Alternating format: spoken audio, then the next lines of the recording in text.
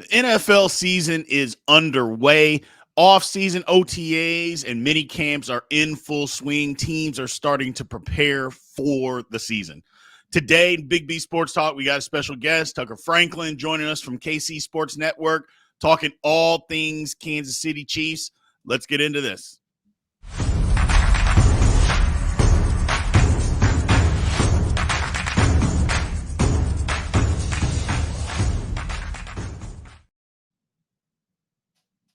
Tucker, what's going on, my man?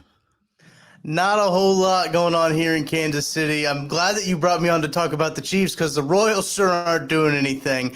So we gotta spend our time talking some Chiefs. So happy to have you. Happy to be on with you. Absolutely. I appreciate you joining us, man. So first thing, obviously the Chiefs, world champions. Number one, let's get that out of the way. My wife, she's really going to enjoy this episode because she is a diehard Chiefs fan. Me and her go back and forth because I'm a diehard Steelers fan.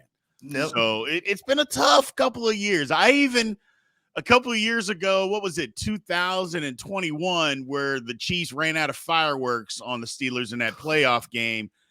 Well, I knew we were going to get our head beat in. I said, you know what? I love my wife. I'm going to go to this game because we live here in Dallas. Let's go. I'll go get our head. I didn't think it was going to be like that, so it was just brutal. So I'm looking forward to talking a little bit of Kansas City Chiefs today. They're an exciting team, man. You mentioned world champions. They seem to reload and retool every year in unconventional ways. So super excited to talk about this team. I love to talk about this team. And Patrick Mahomes, man, too. He's just a special. He's a different breed, man. So very excited. He is, and just off the bat, the first thing that I wanted to kind of ask you about as far as the Chiefs, Patrick Mahomes is, in all intensive purposes, a Hall of Fame quarterback still playing. I mean, let's just call it what it is. There's been a lot of talk here recently because, guys are starting to get paid. Lamar Jackson, Jalen Hurts, guys are starting to get paid. People have kind of downplayed or just kind of talk bad about the deal that Mahomes signed. And I'm like, I don't understand why people are talking bad about it. First of all, it's a ton of money. That's number one. And number two, he ensured that the Chiefs were going to be able to pay other people so they can continue to be good. We see it all over the league where these teams are so hamstrung. And I'm like, look, if Tom Brady can do it, why can't Patrick Mahomes do it and people continue to win? I don't get it. Yeah, it makes a whole lot of sense. And I know that Patrick and Tom have talked about that side of things and about how they can make money outside of football. That was the thing that made Tom Brady so great, is that he kept adjusting his contracts, taking pay cuts to keep the team around him being so good. Patrick and Tom have talked about that. Patrick is in that mindset too of like, okay, how can I make a lot of money? Look, you turn on the TV, you're going to see a Patrick Mahomes commercial. That's by design, right? He's doing these things outside of football so they can keep a good team around him. Right now, with the Chris Jones discrepancy going on, they're still going through a little bit of contract disputes. Patrick Mahomes' contract kind of helps them be able to keep a cornerstone of a defense on the other side of the ball there too. So I'm with you. I don't know why people are so anxious to get Patrick Mahomes a lot of more money because it was a $500 million contract when he signed it. And it was an unheard of contract, the way it's structured and everything like that. Don't know if we'll see a contract ever like that again, just the way that it was structured and how team friendly it seemed, but also at the same time how very player friendly it seemed with the amount of money. But I think that he's very comfortable with his deal. And if you look at the people kind of talking about it, it only seems to be about one guy talking about Patrick Mahomes wanting a new deal. So I don't know if I take a whole lot of credence into that, to that one guy who's talking about it. And Patrick Mahomes has even said like, hey, look, I'm not worried about that. He's in the second year of his deal. Of his new deal that he has here. So he's not trying to change gears on what's been set out in front of him. Absolutely. Totally understand, man. And like I said, it's a ton of money that he's already making. And the amount that he makes off the field, I mean, then it just becomes, do you want to win or do you not? And I think it's pretty clear that Patrick Mahomes wants to continue to win and win as much as he can. Absolutely, and we got a little bit of a taste of just kind of that visceral, like his competitiveness. Just real quick before we move on, I want to talk about just like that Netflix little teaser they put out. He's chirping at Max Crosby. He's saying, I'm going to be here all day. He's going after defensive linemen, talking that trash, talking about that competitiveness, that nastiness he has. And the last clip that it ends on is in the Tampa Bay Buccaneers when he does the little jump shot, little touchdown pass after spinning around. He just yells, I'm like that, and walks away. It's just like, so, man, like if you watch that, yeah, I'm so excited for that just to see a little bit more about Patrick Mahomes. But man, he's a competitor. He's a guy who wants to win, and I don't think he's happy with just 2 Super Bowls on his shelf. Absolutely. So digging into the Chiefs a little bit deeper here, one thing is, as far as Patrick Mahomes goes, we've seen him be ultra successful when the offensive line is intact. We've also seen in the Super Bowl him not be successful at all when the offensive line is in shambles. So my question is, the Chiefs went through a little transition this year with their offensive line, losing their 2 tackles. Will the offensive line be as good losing their 2 offensive tackles this year? That's a very valid question, and it's a question that us and Chiefs Kingdom have kind of been talking about a whole lot too, with this, because it's you look at the surface, you lose your 2 starting tackles that played a lot of time for you. Andrew Riley played a lot of snaps at a lot of different positions for this football team. He was versatile along that offensive line. Happy to see him go and get that money. Orlando Brown Jr., the Chiefs weren't willing to pay him as much as he wanted. Glad that he got his deal up in Cincinnati. That's good for him. Glad to see him get paid. I always love to see players get paid and get the money that they think they deserve. But what the Chiefs have done here with their offensive line, I think they've built it more of an athletic offensive line. And if you go back and you think about the Chiefs teams that were successful, like that let's say that 2019 Chiefs team when they won that Super Bowl, they had a very athletic offensive line. Eric Fisher, a very athletic offensive tackle. Mitch Schwartz, maybe one of the best right tackles. He's very athletic. And I know Von Miller says that he was a thorn in his side all the time. And when Von Miller's saying that, you gotta that holds some water. So absolutely. A very athletic offensive line up front. And they've got an athletic center, Creed Humphrey. They've got an athletic right guard, and Trey Smith. And Joe Thuney's pretty athletic himself. He can hold some water there. But when you talk about Jawan Taylor, an uber athlete, he tested out of his mind. And when you bring in Wanya Morris as well, a guy who tested out of his mind as well. Now, Donovan Smith is an ad that I think a lot of us in Kansas City didn't necessarily predict happening, but an ad that I think can be incredibly valuable. If he starts, he's not getting paid starter money. He's getting paid more of like swing tackle money. Right. So I think he's a good depth ad. And what you see a lot now in the NFL, especially in that Tampa Bay team that Donovan Smith was even on last year, they got hit with injuries at every single position super hard. And Donovan Smith even admitted that he said, man, I was playing through a lot of things I shouldn't have last year. Right. And that maybe made him play not as well. And he got a lot of penalties last year, probably just overcompensating for some things that he was ailing with. But I think that if you can add a lot of guys, like Wanya Morris is a guy that I've been very high on just because he's an incredible athlete. I think he's a future tackle for this team.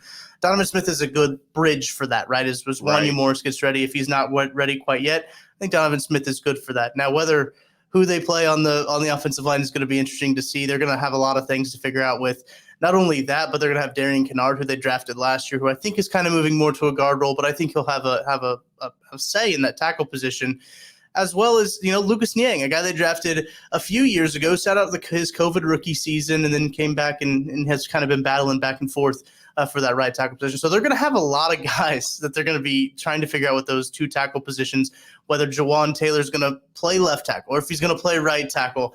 I know a lot of people worried about the contract. Contract doesn't matter at the end of the day. They're going to play the best 5 guys out there on that offensive line. That's what Andy Reid, Andy Heck have done with that offensive line. So I'm very excited to see it. It seems like a real shift in kind of a philosophy than what the Chiefs offensive line has. And I think it's going to be for the better for Patrick Mahomes.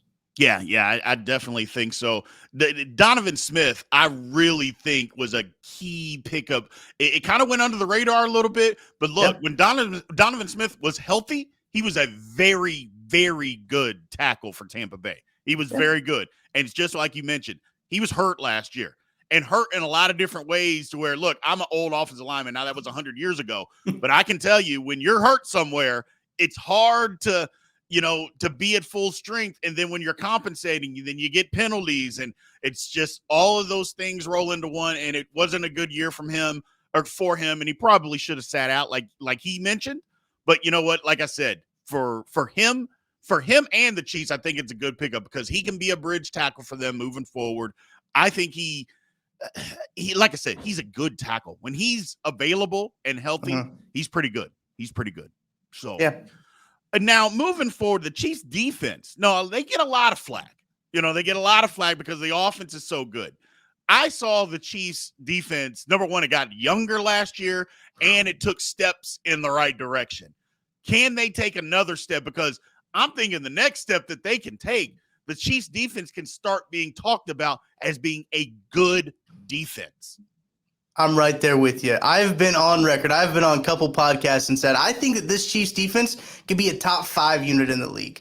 I think that they have the potential to be that good. The signing of Drew Tranquill, I think, is one of those incredibly underrated signings because the versatility he adds to the linebacker position with his coverage ability, with his ability to blitz, with his ability to, pick up running backs out of the backfield, make those plays. He runs up like a corner does when on those plays when you see like those outside screen plays. Yep. He can get after it. I'm very excited to see the versatility that they have in the middle of the field there with Nick Bolton, Willie Gay. I mean, Leo Chanel, another guy that they have as well at the linebacker position. So they've got a lot of guys there. They went out added Charles Omenihu as well on that defensive line, a really good addition who can also play inside and outside on the defensive line, much like Chris Jones can play inside and outside. Right. Obviously, at the draft, they had a Keandre Coburn, big dude out of Texas. Yep. Love him. Absolutely love the way he plays, and they needed a nose tackle, adding Derek Nottie and everything like that. But also, George Karlaftis gets another year older. I think that's really going to help. They bring in B.J. Thompson, the kid from Stephen F. Austin, went to Baylor for a little bit. Very athletic. Incredibly excited to see how they can mold him and kind of shape him in the image of what they want a pass rusher to be like. And obviously, Felix Anudike-Uzomah, the K-State guy. I know you're very familiar with him. He's been getting after it here in Kansas City, and I know people really love his attitude, his work ethic. So super excited to see what they do on that defensive line. And you mentioned getting young. That secondary was full of rookies last year. Yes. Rookies and like second-year players. Insane. Justin Reed is kind of the linchpin, the veteran in the room, in that safety room. But they got rid of Juan Thornhill this year. Juan Thornhill went to Cleveland. Shout out to him getting more money. And they're going to have Brian Cook step up, a second-year player who made a big play in the AFC Championship game to get an interception to kind of seal the game against the Cincinnati Bengals. But they got those corners too, Jalen Watson, Justin Watson. They all kind of sound the same. Justin Watson's the wide receiver. Jalen Watson is the corner. Right. And I'm very excited to see those guys just kind of take a step up. Yeah. And see next year. Yeah. Absolutely. The Chiefs are, like I said, they're a team that was obviously their offense is really good. Their defense is only getting better. The way that they can run, and they have gotten younger. I'm looking for the Chiefs defense to take another step forward. It's going to be very, very hard for teams to be able to beat the Kansas City Chiefs this year. It's going to be very, very hard. So moving back to the other side of the football, now the one thing that I think that people have been talking about, and we can all see, is the Chiefs, if you take away Kelsey and just say he's a tight end, the Chiefs don't have a clear-cut number one wideout. Sure. And they got by with that last year just because, the offensive play calling, you got Patrick Mahomes, the things that they did, and the Chiefs can run the ball. I know that they don't run it a lot, but the Chiefs can run the football, and they did it in the Super Bowl to be able to win the Super Bowl. They were able to run the football. But they don't have a guy that you could say he's a number one receiver like they had Tyreek Hill in the past. Can they get by with that again this year, not having a number one guy? Because for months, and I was saying it for 3 months, go get DeAndre Hopkins. Go get DeAndre Hopkins. Well, it sounds like DeAndre Hopkins is more interested in getting money than going to win, which, hey, by all means, go get money. But at the same time, if you're going to the Titans and you're talking about the Patriots, you're not talking about winning a Super Bowl. Going to the Chiefs, you would be talking about getting a Super Bowl, and it doesn't sound like that's in the cards. So what can the Chiefs, again, win another Super Bowl without having a number one receiver? Yes, it's definitely been probably the most talked about topic in Kansas City is the Chiefs wide receiver room. And I think last year kind of helps a little bit, right, with Tyreek Hill not being in Kansas City and then having them a better offensive year with him. Nobody would have ever thought that. If you would have said that at the beginning of the season that the Chiefs would have a better offensive year without Tyreek Hill, people would have thought you were crazy.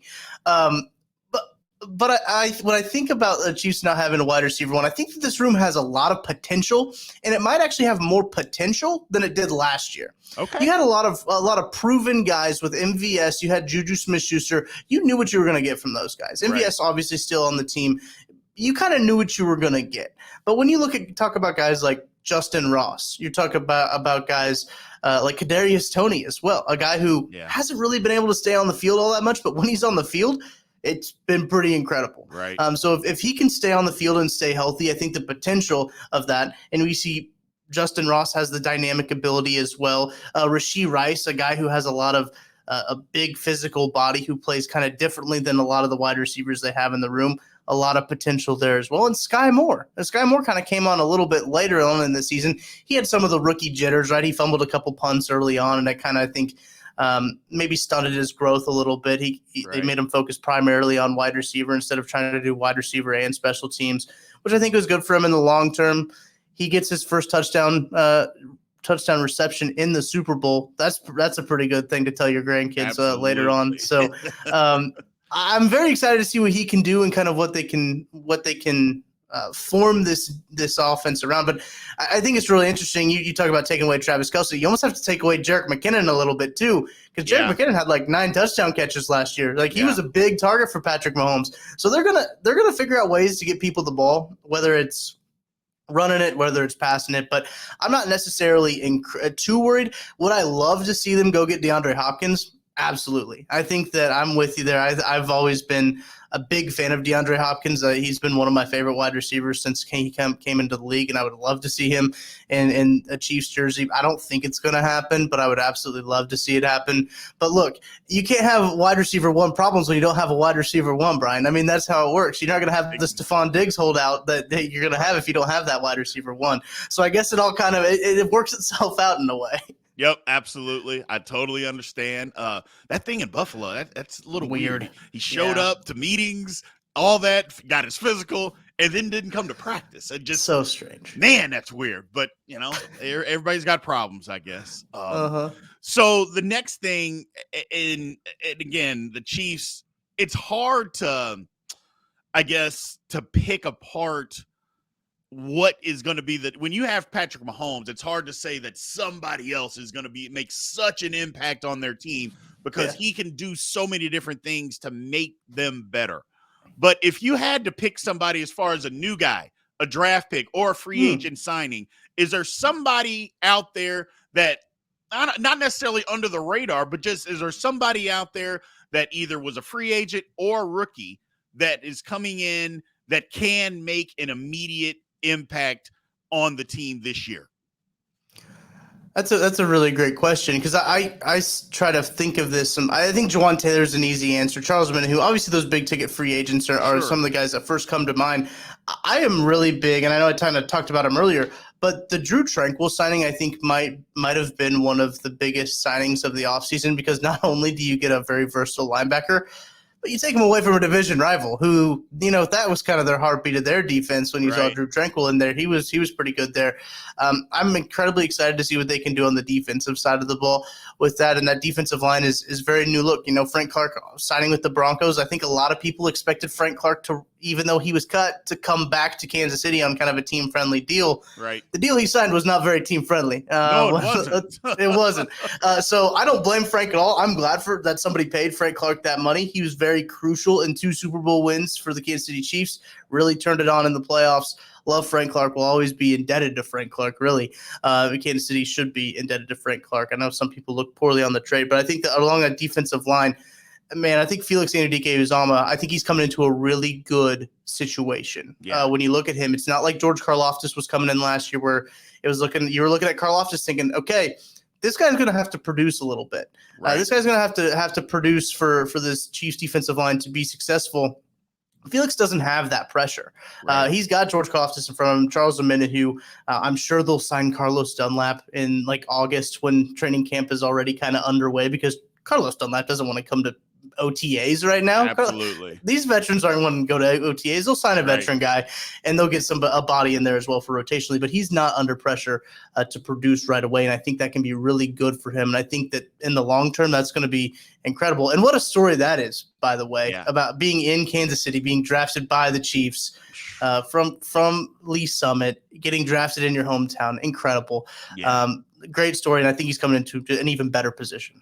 Well, the one thing about Felix that I can tell you is just by covering and watching Kansas State games is obviously the step up in competition goes without saying, but he was double teamed, I would say 85% of the time last year. And a lot of that was scheme. A lot of it was, just teams just saying, we are not going to let you beat us. And so that's not going to be the case. So the way that his motor runs, I'm just saying, Kansas City fans, just look out. The guy can play some football. He's young. He's learning.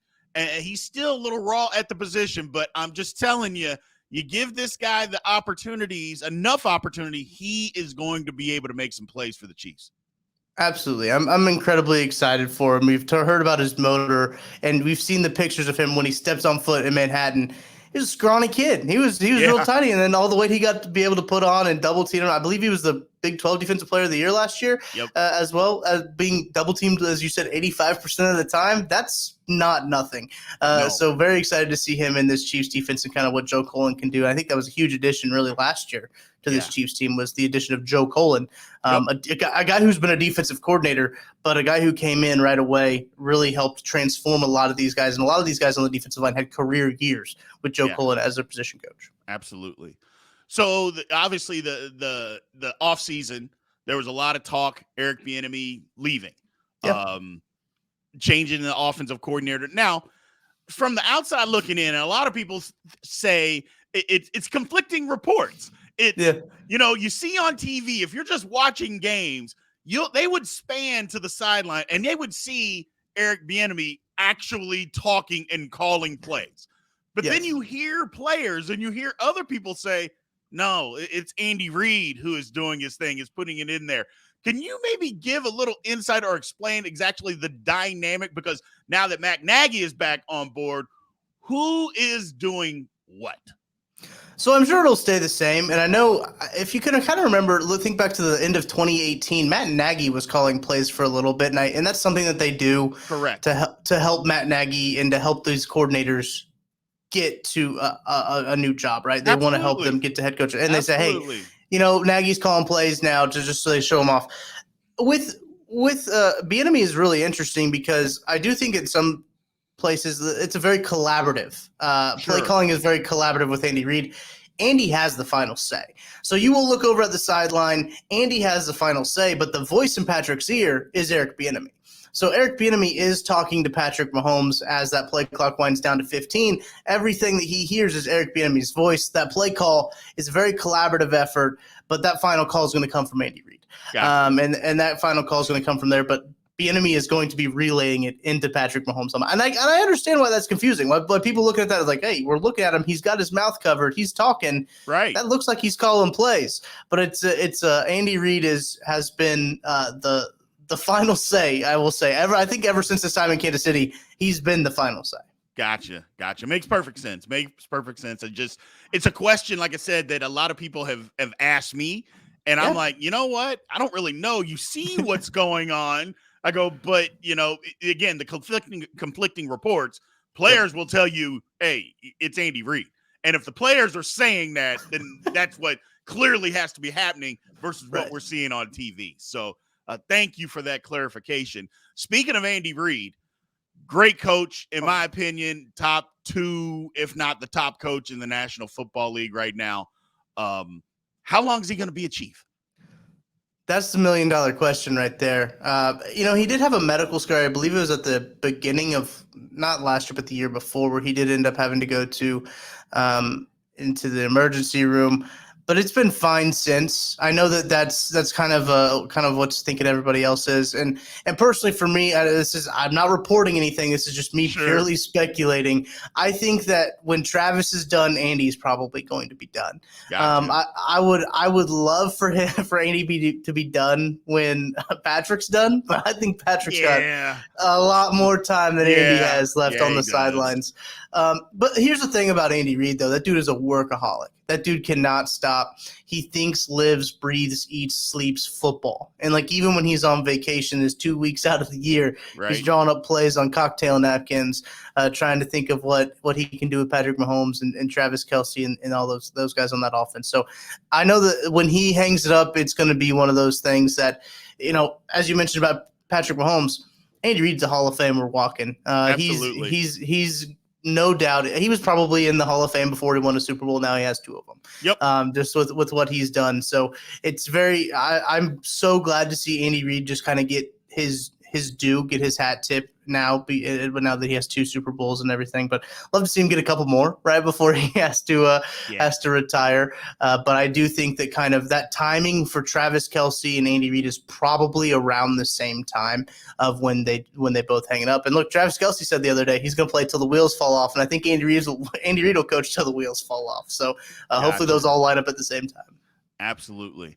So to kind of wrap this up, and again, appreciate you joining us. What do you think? I mean, the record, the schedules are out. The Chiefs are really good, man. They are just really good. Their division.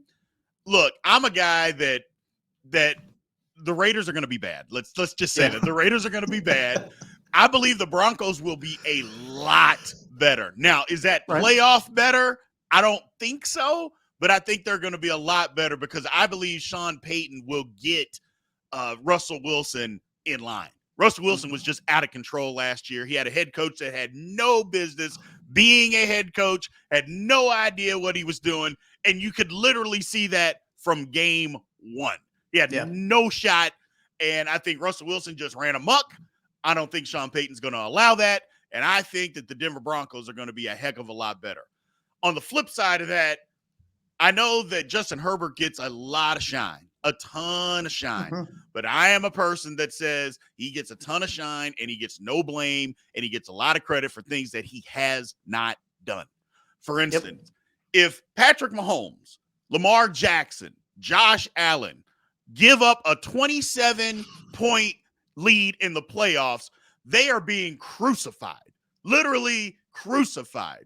Nobody said anything about Justin Herbert. They just said, well, the defense gave it up. And my whole thing, well, the defense also gave you a 27-0 lead. I go, so yeah, the defense didn't play great, but neither did the offense. I'm not a believer. First of all, again, you talk about coaching. The Los Angeles Chargers coach is terrible. He plays that crazy analytical nerd football. Analytics has its place everywhere. But when you go overboard is when you get in trouble. He's horrible. I don't put any stock. I know they have a good roster, but how many years are we going to keep saying that they have a good roster and then they don't even make the playoffs or they lose in the first round? So I don't think the division is as good as what a lot of people think that it is, other than the Chiefs. And the Chargers are okay. The Broncos will be okay. But I think the Chiefs dominate this division. I think they win a minimum of 13 games next year. Yeah, I was just looking over the schedule. I think 13-4 is kind of what a lot of people in Kansas City are looking at, thinking, okay, you got to get to that. I'm not 100% sure what the over/under is on their wins. It might be 12.5 because that's been about where it's been the last few years, and they've hit it every year. Right. So they've been pretty comfortable in that, and they'll drop games like they play Minnesota like in week 5 after playing the Jets on like a Thursday night. It's a weird game, in Minnesota. It's a game that like could be dropped. You just kind of look at the way that they schedule these games and you're like, yeah, that one seems kind of weird. I'll keep an eye on that one. Like the Colts won last year. It could be one of those games where just the offense doesn't show up. It's a fluky game. Right. You're going to have some of those in a 17-game season. So I think that that's a realistic expectation. I do think the Chiefs will win the division. As you mentioned, like with Justin Herbert too, man. I think a big thing about the Chargers is they change offensive coordinators. Kellen Moore is a lot better of an offensive coordinator than Joe Lombardi is, and I think that's really going to help Justin Herbert.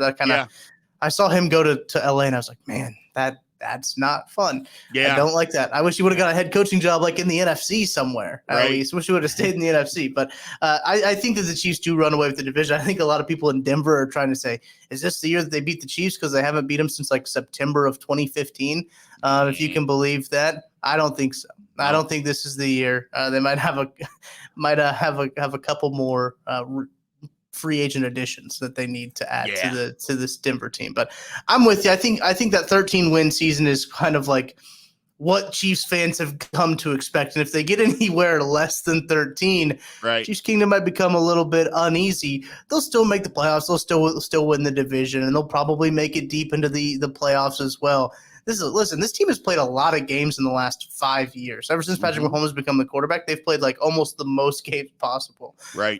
It's quite insane what they've been able to do, and then year after year and come back and do it, especially with adding the new game, the extra game this couple of seasons ago. So I think you're right on it. 13 wins is kind of where the basement, the bottom of where Chiefs fans want them to be. Yeah, I think the Chiefs are really good. I'm really excited. I say excited. I mean, I'm not a Chiefs fan. I'm excited for my wife. Let me say that. There you go. I'm really excited for my wife for the Chiefs defense, because I just think that the Chiefs defense is going to be really good. I think people are going to be surprised at how good this defense can be. I just think they got so much younger. Now those guys have some experience. You know, it's one thing to be young and to play and get your head beaten in. That's one thing. Yeah. It's another thing to be young and to play and go win the Super Bowl. Okay. And then you come back and now you have that experience. I believe that the Chiefs are going to be, I don't know. I'm not going to get crazy with it. I just think the Chiefs are going to be really good. I think that defense is going to be so much better than what people anticipate. Because they're going to be so much faster. They're going to be able to get so much pressure on quarterbacks. It's just going to be a really, really fun season for Kansas City this year. We're super excited in Kansas City, man. As I mentioned off the top of the show, we don't really have anything else to look forward to when it comes to sports. The Royals haven't really done anything. So we're all in on the Kansas City Chiefs here in Kansas City. We love it. Appreciate you having me on, man. I love to talk Chiefs. Love this football team and just love what they're doing here. Well, Tucker, I appreciate you joining us, man. We will 100% have you back later on in the season as things progress. Maybe even a time or two before the season starts as we get into training camp and go that route as well. So I appreciate you taking the time to join us today, man. Thank you. Appreciate you. All righty.